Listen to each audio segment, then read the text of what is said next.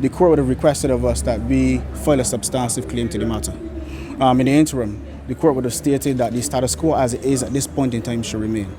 We did make an application that the status quo should be before what things were on the 9th of May. The court was of a different opinion. What we would do is return back to the office, we prepare the substantive claim, we file it with urgency.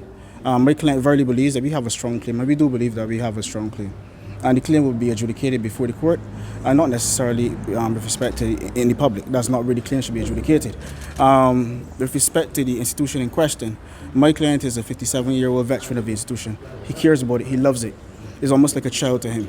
He does not like what is going on, and he's come to the court to get a resolution. Because if it can be resolved in between the parties, as a democratic society, we have a place where we resolve certain things. So I think that's as much as I would say. My client could elucidate on the facts a bit more than I am. I'm the legal counsel. There's not a lot that. Ricky Williams. Spell your Ricky for me, please. RCKY. That's it? Yeah. My major concern as a 57-year-old veteran of the Democratic Labour Party, and notice that I said the Democratic Labour Party, which is founded in democracy, is the type of action that I've seen going on here, the type of ambush that we're seeing. This is not Barbados. This seems to me like the coup in Grenada or what happened at Congress in the United States of America. Barbados is a country that does everything democratically in every sphere. We always do elections and we choose who we want. And if when we choose somebody and you do not like it, you wait for next election and you canvass and do that. This is not the case here. And this type of behavior has to stop now, because if it doesn't stop now, it will permeate throughout the line from Bradford Barbados, and this will continue.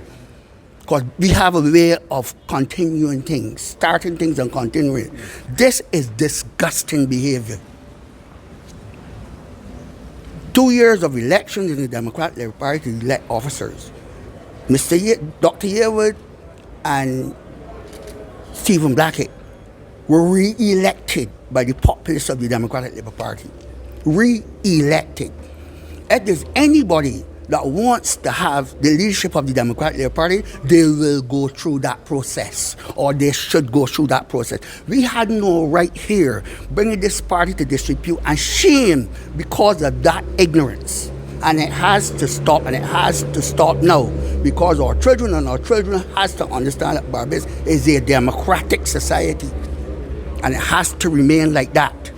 We have seen the consequences that happened in Grenada, and we just witnessed the ignorance in the Congress in the United States of America. This is the same precedent that is being set here by some disillusioned people that were put out, and that they can't accept the fact that they were put out.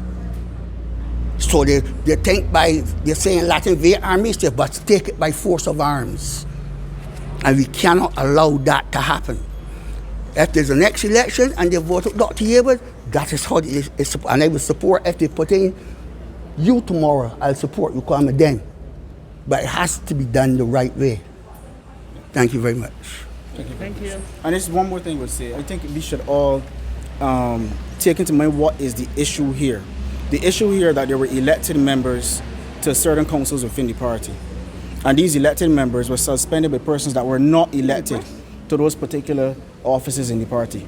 And we are asking the court to answer the question. It's a question of elected members versus persons who would try to push out elected members. And that's the legal issue.